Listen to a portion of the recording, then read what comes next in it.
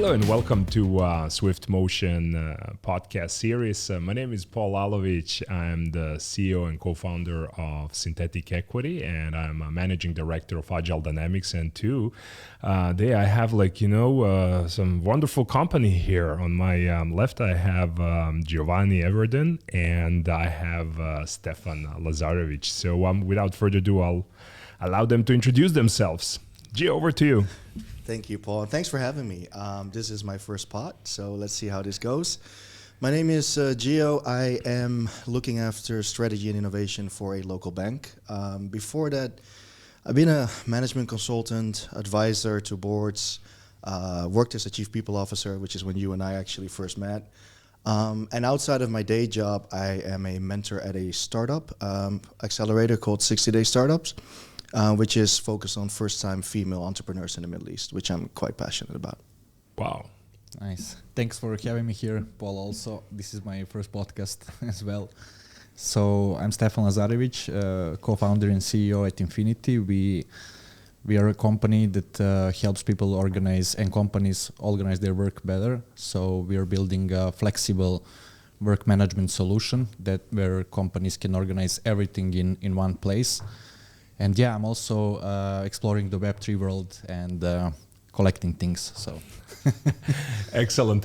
So it looks like we have a very interesting composition here because I'm also new to this world. So let's see how it all works out. So the reason why we are together today is the upcoming event Web3 Delight Abu Dhabi that's going to take place in November. So I just wanted to kind of get a feel of the topics and content we'll cover. So I was wondering if you guys can share your thoughts on the Web3 development, Abu Dhabi and Dubai communities in this space. What's the vibe that you guys are getting currently from the market? I'll start if you let me. Definitely. There's a lot of layers in that question, right? So let's start with Web3 in general, which as a bank we're exploring. As a person, I'm looking to explore because I genuinely believe it's going to be the next big thing. Like I was too young when in early '90s when the kind of dot-com boom happened, but I feel like we're back in that point in time where in a few years we're going to have an equally impactful change in the way we do things, and so a lot is happening. I think the cool thing about it is it's happening all at once. Nobody really knows. There's people that are a little bit further down the road. But I think it's still so fresh and still so much dynamic that we haven't really seen what the final end state is going to look like. That goes to Web3, it goes to the metaverse. I'm particularly interested in the metaverse. Metaverse, I think, predates Web3. I mean, you think about things like Second Life, which has been there since 2003. Roblox has been there. A lot of the actual things that people consider metaverse right now, I would say, are Web2. Yep. But then at the same time, you have Decentraland, Sandbox, Portals, a couple of others that are doing some really cool stuff in a Web3 context. And so Abu Dhabi, Dubai, I think the government here, like always, is leading the charge. Digital economies, digital assets, Web3. Dubai is probably the only government that I can think of that has a articulated metaverse strategy that they recently announced, which I think is super cool. And so the government is kind of pushing the private sector and the government sector, obviously, to really adopt and embrace these new technologies. You have Hub 71 in Abu Dhabi, ADGM doing a lot of, I think, interesting work around regulations, which is important as a country. At the same time, regulation kind of goes against the whole concept of Web3, so that's also going to be interesting to see how is that going to play out. Dubai, same thing. A lot of stuff happening. They issued the new VARA regulations, virtual assets, which I think is really interesting. But I think the most interesting thing of it all is they're trying to attract a lot of startups, Web3 people to come here and start building. At the same time, they're building the regulatory ecosystem around it as and when they go, which is interesting because, until someone does something, you don't really know what regulation you need. And so it opens up a host of what I think are really, really exciting possibilities. And I'll say one more thing. I have to say this. I think other than Abu Dhabi and Dubai, there's a couple of other of the smaller emirates that are actually trying to do some really cool stuff. And so I know I had a couple of conversations with the Chamber of Commerce in Ras Al Khaimah, and they're actually looking at this the right way. And they're trying to do something, they may not have, the kind of like global brand name that maybe Dubai has, but that doesn't necessarily stop them from doing really interesting stuff in the space. In fact, it probably positions them much better to take a risk and do something that's a little bit more progressive or out there. Excellent, and I think you pretty much provide us with a really good overview. And please don't go anywhere, because you know what's going to be the next question, nationalization. So before we go there, let me just see from Stefan's perspective. Your story is very interesting in this context as well. You packed up and you kind of like landed a few days back in Dubai. So what's that all about? Like, tell us your first impressions, your first week, when most importantly, what's the train of thought, that led you to this decision? Why did you pick, out of all places around the globe, Dubai? Why did you decide that this is the right, next step in your professional career and, business journey?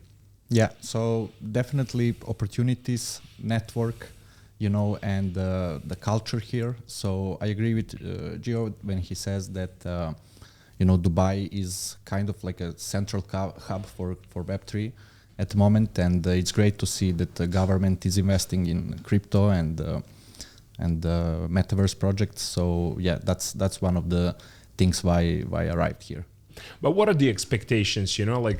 I have been around the block, lived and worked in 3 continents. And every time I would make a move, I would have a certain perspective, certain expectations. And then over the time, I would come to certain realizations and discoveries. So let's set the benchmark. What's your current expectation and perspective of the environment? What are you looking for, really? Yeah, so basically I'm looking for a place, where I can build and thrive, especially in the Web3 world. So I think here we have a great support for that. There's so many Web3 companies here, people you can meet, share knowledge with. So I believe that, I started. I'm not sure, about the end goal. So just taking a little risk and, starting a new journey here. So start building, and then the clarity will come over time. Definitely. Interesting. So just before we move to our next question, I wanted to see from Gio's perspective, because all these seismic shifts when it comes to economy and business usually carry a lot of weight when it comes to sustainability. And one of the things that from our days in human capital and in HR we understand is notoriously difficult to grasp and to build is nationalization. So how do you see, nationalization meets, Web3 is going to evolve? I think that's going to be a billion-dollar question. I mean, man. Well, first of all, let me say this. I think you just summarized what Stefan said, right? Which is, just start building, right? And then the clarity comes. And I think that's a great metaphor for Web3. It's also a great metaphor for nationalization. Because honestly speaking, it's hard to answer that question if you don't necessarily know what the end state is going to be. But if you wanted me to kind of on the spot think of a couple of things out loud, I would probably say, well, for starters, I think what Web3, actually the web in general, but Web3 maybe a little bit more, what it would do is open up opportunities for people to work outside of the country as opposed to having to work within the country. I think the barrier to entry is far lower for anyone who's willing and able to kind of put some time and effort together. I mean, there's a ton of amazing, you no longer need a university, I think, to learn Web3. You can go to Andreessen Horowitz has their canons, which are absolutely amazing. I would recommend for anyone who doesn't get this, or start by reading the Bitcoin and the Ethereum white papers, which are pretty accessible. Ton of other resources that you can go to. One of them that I recommend to people a lot is something called Whiteboard Crypto, which is basically, and I say this with all due respect, but it's like dumbing down some of these technical concepts. So, and using analogies and stories and metaphors and animation to kind of explain some of these things that look very foreign and can be a little daunting. And so the point I'm making is this. I think nationalization is solving for a problem of providing opportunities to people within a country. I think what you can think about in a Web3 context a lot more, and particularly in the metaverse context, where recruitment and training and all of it and co-working becomes a lot more borderless, is that you can expand that. And so you no longer have to look at just what you're doing here. You could probably look at what you could do across the world. Beyond that, I think some of the interesting things, which is not just nationalization, but they are important pillars for nationalization, training and development, onboarding, right? Collaboration, mentorship. I think all of these things are compounded by Web3 capabilities, or the metaverse, which is not necessarily Web3, but it just allows you to do a lot more and a lot cooler stuff in that space. So I can't see how it wouldn't help. Lastly, I mean, you talk about digital economy, which means, you know, economy is going to change, businesses are going to change, new businesses are going to come up, have come up. You know, Stefan is probably building one of them. There's going to be more, right? Stuff that we don't even know that we're going to need as you kind of start building the ecosystem to kind of support this new economy. And so there's going to be more jobs, there's going to be different jobs. And so that by itself should open up quite a bit, and particularly for a government like the UAE that's quite visionary and kind of leading this charge, it should open up the labor market, which again is a good thing for nationalization. Interesting. I definitely agree with you, Gio. I would rather see a metaverse borderless than to have it like separated by nations inside the metaverse. So it's so interesting that you guys have such perspective, because I come from the other side of the fence. I see that, you know, drawing borders actually might help build indigenous capabilities, because in the global framework, it's so easy for the, you know, superpowers to influence, to make rules, and to prevent others from growing. So I think one of the benefits of the decentralized world is the opportunity to build your own. And I think that might be the future. So that brings me to my next question is, as the world is evolving, and I think Gio already touched on that, you know, the future of work is definitely going to set, you know, the theme here. So what are your thoughts? You know, how's the future of work going to look like? Is it robots and drones, you know, taking people's jobs, or it's going to be a much more fundamental change? Yeah, well, yeah, definitely. I believe that automatization is going to, you know, increase definitely, and that manual work is going to, people are going to do less and less manual work. So definitely we are going to do more brain work in that way. But, you know, it's, I think that the things that are going to be invented are, you know, new frameworks in the kind of organizing the work and how companies work and how people collaborate inside. Yeah. You know, now we see that remote work is changing everything. So yeah, definitely it's going to be interesting. And yeah. Let me set the stage for you, because this would be too easy if I just pass the mic. So no, it's not. So the way as Agile Dynamics is kind of like in the trenches when it comes to future of work. The way we're seeing trends. So there is obviously an overwhelming perspective, you know, of automation and AI taking over, but we are much more, you know, down to earth, like, you know, very fundamental. We see that the natural resources are getting depleted. We see the shift in the geopolitical space, you know, that's also going to lead to fundamental change in how we do business, you know, the flow of money, as well as the need to break down the complexity, because complexity is one of those inhibitors of success, because then the bureaucracy kicks in and the innovation dies out and people just get disengaged over time. So in our humble view, we see the future of work not fundamentally changing due to the technology advances, but due to the mindset. We believe that it's going to be back to smaller organizations, that the large corporations will eventually die out to a myriad of different reasons, stemming from geopolitical shift all the way to sustainability. You can't simply, like, you know, drive to and back from work, like, you know, for 2 hours, burning your SUV's guzzlers. So Gio, just wondering, you know, what are your thoughts, like, you know, in this potential to move from large corporations, you know, likes of Amazon, likes of Google, to much more, you know, sustainable setups of maybe 100, 200, you know, employees? And do you think this is a viable future? It's going to be a mix of two, or what are your thoughts? I mean, first of all, the word sustainable is a very loaded word, right? And it's very subjective. But I think with anything, with any kind of change, it's going to be a little bit of both, and it's going to be a transition phase.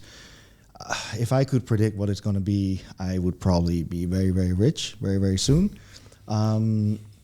Because, you know, as an analogy, right, I usually tell people, if I was back in California in the 1800s, 30 or something, 35. And knowing that in the next 10 years, the gold rush is going to start. What do I do? Well, I will invest in infrastructure, right? I'll start building railroads. I'll buy the entire supply of pickaxes, right? And I'll probably set up some saloons and everything else because it's jeans.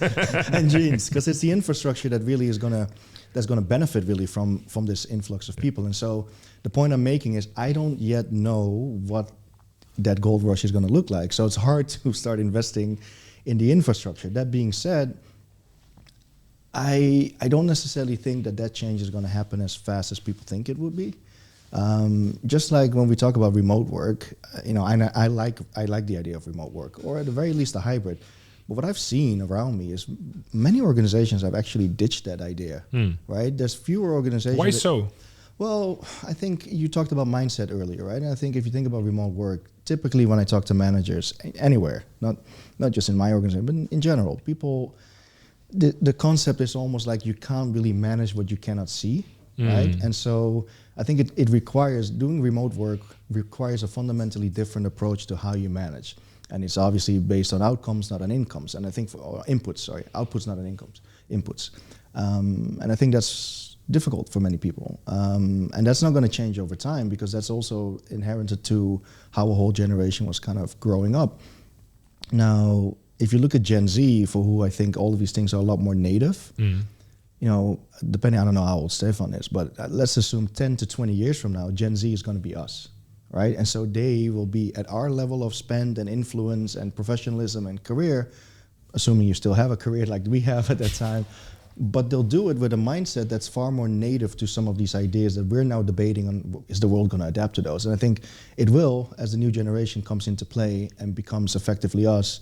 There is no going back. But for us, it will always be a bit of a hybrid, because for some people, I think these beliefs are too much ingrained. And I mean, Paul, you know this, changing mindsets is probably one of the hardest things to do, right? And that's with every new technology or change. People are resistant, and some people may not like it. Yeah, I agree. So sorry to interrupt you. It's just the one thing that the Gio brought to our attention is the management style. Yeah. I just so finish your thought, but I was just wondering if you can share some ideas on how do you manage this complexity and people. Yeah, I believe that managers also need to evolve, so they can definitely manage people remotely also, so they don't have to be there. And managers who doesn't learn this, I believe that they're not going to be a good managers in the future. But people also, employees, they need to take ownership if they want remote freedom. So you don't want I think previous model was like, you should, companies count the time that you spent in office, right? But you should definitely count the results and output that someone is bringing. So, but that's a little harder for most people, right? And I think that's really this is really the crux of the matter. Yeah. Doing that, having proper, whatever you want to call it, KPIs or performance metrics is hard. Yeah. And it's a lot easier to just count time and, look at what someone's doing. And I've seen people in offices that are there till 8 p.m. and you're like, wow. But then you realize all they do is on YouTube the whole day, right? Just running out the clock and waiting for the boss to leave. And so, but the second thing I would say is this. So, in the bank, we had this conversation around remote work, and I'm a big fan of remote work. I was pushing it really hard. I had to kind of step back a little bit, because when I started talking to people who I'm looking to give all of this freedom, many of them did not want that freedom. And when you start probing a little bit more, you have to realize that remote work is also great for people that are in somewhat of a luxury position, which means you have either access to a nice space, or particularly you don't have young kids, or you do have young kids but you have a mansion, so you could, right? And so, all jokes aside, there's many people that live in a one-bedroom with a family, young kids, and so for them, they prefer to be in an office because actually it's very difficult. And so, which is why in my mind, you're likely going to get a hybrid. The people that can afford is the best solution. They prefer to do remote, but not everyone may want to. But I agree with you completely, Stefan. It shouldn't be because the managers are not comfortable. That is the only reason that is not valid to kind of keep people back in office. Yeah. However, it is what I see. Yeah, definitely. I agree with you. Hybrid is the best option, but I believe also that you should hire people and give them ownership over the KPIs, let's say, and if they perform well and they achieve KPIs, it doesn't matter if they work 2 hours a day or 8 hours a day. It's not important. It's important that they deliver. So I completely agree with that. Now we're going to ask Paul a question. We can, right? Because this is your level of expertise. The reason why it's so hard and this performance metric stuff kicks in is usually linked to a bonus, right? And this is the crux, really, if you from an HR perspective, right? If I think back to my old HR days, which is that's all nice and well, but when it comes time to either make promotion decisions or bonus decisions or increment decisions, you need some level of logic. Now, there's many ways you can do that, right? But often people prefer to have some basic number or a rating that they can use to then justify why person 1 is higher or lower than person 2. Unless you do the Google method, which is you literally pay for outcomes, and it means if everyone is great, everyone gets paid well. But most organizations, from a budgeting perspective, that's really hard for them to do. So then you come back to this idea of, yes, you believe, philosophically that that's the right thing to do, but when it comes time to your HR team, they're like, well, we need to be able to kind of do laddering. Yeah. As much as I hate laddering, but we need to do laddering to manage the budget. Yeah. Right? And some of it comes down to, again, managers are not capable of differentiating performance, so they need help. Yeah. And what's the easiest help? Here's an Excel table, right? Just do a forced distribution. Yeah. There's a question in there. What's somewhere. the question?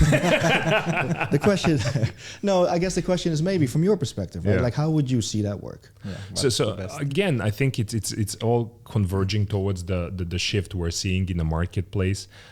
People are desperately looking for that answer. What's in it for me? And the highest performers in the organization are clearly not looking at a salary and a traditional bonus as a way to grow professionally as well as financially. So definitely we are at the cusp of a major shift. So one of the things that we're kind of scratching our head around is how do you manage performance on the individual level, on the corporate level most effectively? What's really going to come down to is making sure that you build a win-win solution. So the days of perpetual growth of double-digit profit margins, I think, are long gone. Now that distribution has to be more even, and I think the key stakeholders and most importantly the high performers will see a higher degree of returns. So nobody's gonna spend their time away from the family just for the salary. And I think the technology today is one of the key enablers of that much fairer distribution of the results and outcomes of the performance. And we see that trend actually materializing in a very near future. That's just my humble view. I don't know, Stefan, what's your idea of incentivizing key players? Yeah, so I believe that everyone is motivated by different things. So it's not not everyone wants a bigger salary or something like that. So you really need to talk with your people, and have your managers also talk with people and see what motivates them, what is the most important thing for them, because some people love to learn new things. They are inspired by novelty, and some people just want to make much more money. So. Yeah, definitely talk with people and understand what motivates them, and then create KPIs based on those things.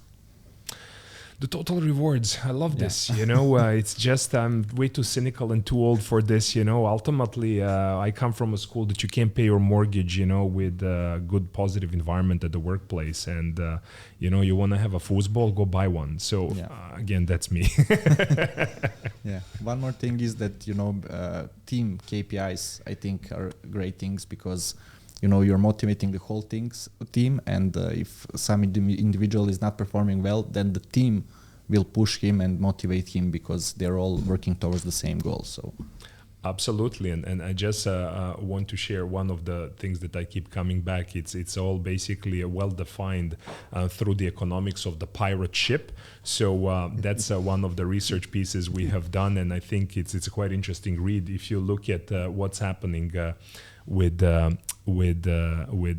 dynamics of bottom-up, top-down management, it's exactly what's pretty much driven by having those common or team KPIs. So either we all succeed or we all fail, and I think that's one of the key elements for the success. Yeah, definitely. Gio, on the closing note, I know that we're kind of coming closer to our wrap-up time. just wondering, what are your thoughts on a way forward? I know that you have a very long list of things to do on your roadmap. So do you mind to share, like, a few things that you're currently working on? And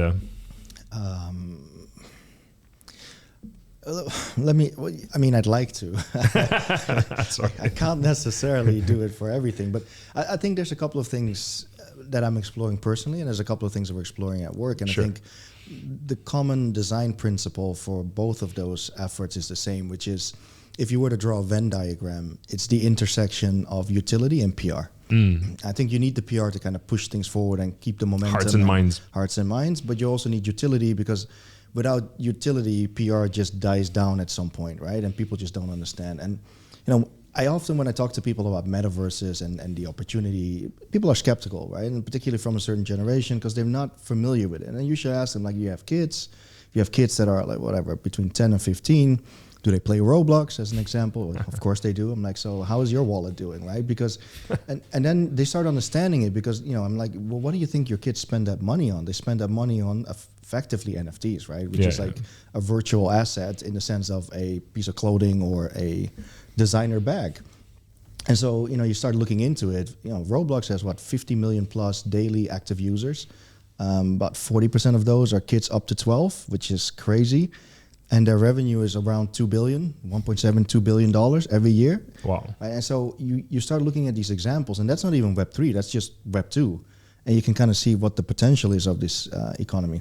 So I'm trying to find utility. I'm trying to look at what is the role of a bank in this new digital economy, because I don't personally believe that what banks are doing currently will be required per se in a new setting, whether it's a Web3 setting, a metaverse setting. But I still think there's a role to play. For starters, there's a massive role to play in the transition, which I think will take a lot more time than people think it will. But I also think that what banks bring to the table is institutional trust. Yeah. Right. And so if you look at what's been happening over the last couple of months with some of these exchanges being rolled up and going bankrupt, and there's been thefts and everything else. And so people still, if you don't understand it, if you don't understand the technology, you probably still want someone like a bank to kind of give you that comfort that, okay, you put your money in and it's kind of safe. And right. So I think that's one role. And the second thing, the role we can play is, because of the access to capital and the way the money flows, we can probably do, and being regulated, obviously, we can probably do a lot around facilitating a low entry barrier new world for most people. Because one thing, personally, I don't know, Stefan, how your experience is, right? Like, I have multiple wallets, soft wallets now, for multiple chains, multiple currencies. Swapping currencies is a nightmare. You lose money everywhere. Ethereum in particular, I know they're going to move now to proof of stake, which should hopefully be not only better for the environment, but also better for your wallet, in the sense of the gas prices. But it's confusing. You need to almost have a little bit of a deaf mindset to navigate all of these things. And these apps, most of the decentralized apps, have not been, in my opinion, they've not been designed with a mass adoption in mind. They've been designed by devs and gamers for devs and gamers. Yeah. And so for that to kind of become widespread, someone will need to do something in there. And then the third thing that I'm really interested in is what I call public goods, which is, who's going to build the railroads and the highways and the bridges to kind of connect all these things? Because you talked a little earlier about different countries, right? And you talked about the same concept. And I think that's probably what, Web3, the metaverse, there's multiple different platforms that are almost like self-sustained ecosystems, that where you can do everything within that ecosystem, with their currency, with their platforms, with their apps. I think the interoperability, which is a key kind of pillar supposedly of Web3, is not necessarily there. Like, if you go to Decentraland and you create an avatar, you can't use that avatar, let's say, in Sandbox, right? Or somewhere else. Now, there's companies like Ready Player Me that are doing some really cool stuff in that space. But I think until, for an average user, you can almost create something simply, kind of like you do a Facebook profile, and that can take you into any kind of metaverse you want through a layer, like a UX kind of layer that makes, you shouldn't necessarily know technically what happens behind the curtain. Yeah. You should just be able to go in, like you go on a game, right? Like let's say on your PlayStation. And if you want to go, let's say, from Decentraland to Sandbox, it should be as simple as just, going from Decentraland to Sandbox, as opposed to log off and do all of this stuff. And the last thing I'll tell you is this. Most of this stuff is still browser driven. I think once you get proper integration with your mobile, And once the mobile has the hardware that allows you to access these things at the level that you need to, I think the adoption will go up. And again, that's what we're focusing on, to trying to figure out what would those things be, what are those touch points, and where can we actually start doing things that build the institutional or corporate knowledge and understanding. The better time, people are ready to jump in, we have a leg up on the competition because we understand how it works. We understand the technology. Our teams have actually suffered the friction points as users, because I don't think you can solve for a user experience if you haven't suffered the friction yourself. Sorry, there's a long-winded way of answering. Wow. Honestly, I think you have given us a lot of food for thought, and I think some of these points should be explored in much deeper way in one of our next podcasts. But one thing that struck the chord with me is the point that you are making around interoperability. And in my view, I think the key challenge there is the mindset of designing the operating model that is still driven. We want your data, we want you to play only with us, and I think that goes against the grain. That decentralization is really going to cannibalize this kind of operating model. Eventually, it will not work. So I think you are hitting one of the most difficult questions here. How do you build the operating model that is going to drive results, at the same time be commercially meaningful for everybody involved, but at the same time enable you to freely move from one world to another? Well, and if I can say one thing to that, right? It's also who's going to build that. Because for me, I don't want to say the scary part, but the part that probably doesn't really align with the philosophy of Web3 is for Mark Zuckerberg's Meta to become effectively that. Absolutely. Right? Absolutely. Because that literally, I guess for many people, that would be the nightmare scenario where Mark Zuckerberg controls the metaverse. But it's really interesting because he is making a lot of efforts, and obviously he has capital. To be fair, if you've seen some of his recent endeavors, you can also see that despite all of that money, that doesn't necessarily buy you, Yeah. Mark, I love you. Don't hack my WhatsApp, please. Yeah, absolutely. I think the large corporations, and again, this is something that I touched on, will evolve, and eventually they will come to the level where it's becoming much more manageable for everyday person. But again, it's such a vast topic. Anything else comes to mind? No, I'm curious to hear what Stefan is saying, because he's building, right? So he has a very different perspective. So what are you up to, Stefan? What's the big next big thing that you're gonna be working on?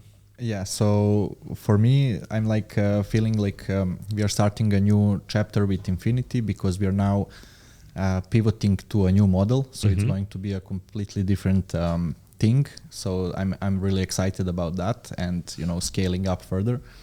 And focusing on enterprise, so that's a huge new chapter. And then also I'm exploring Web3, and seeing what are the opportunities there, and figuring out what product to start there. And also I'm starting my growth consultancy. Would love to help companies grow faster. So that's the things I'm working on at the moment. Exciting. And just for our audience, let me just put a bit of a context. So the culture of Web3 Delight, which is the event that we're putting together to socialize the idea of Web3 technology throughout the world, but particularly focused on the growth markets. We had event several weeks back in Lagos, Nigeria. Our next event is planned for the November in Abu Dhabi, and that's going to be followed by the event in Asia, in Vietnam, if everything goes well. The whole idea is that we really don't burden our audience with the brands, with names. That's why you don't even know which bank Gio is working in. And Stefan keeps mentioning Infinity. What we're gonna do for you is we're gonna link everything in the comments below and description, so you can follow through the link. And for the time being, I would really like to thank our guests today. It was really a wonderful conversation. Really looking forward to having you on stage in Abu Dhabi. Thank you for inviting me. And I'm inviting confident it's going to be a fun conversation. It will be. It'll be interesting. That's Thanks, for sure. Paul. Thanks, everybody, Thanks, for Paul. watching.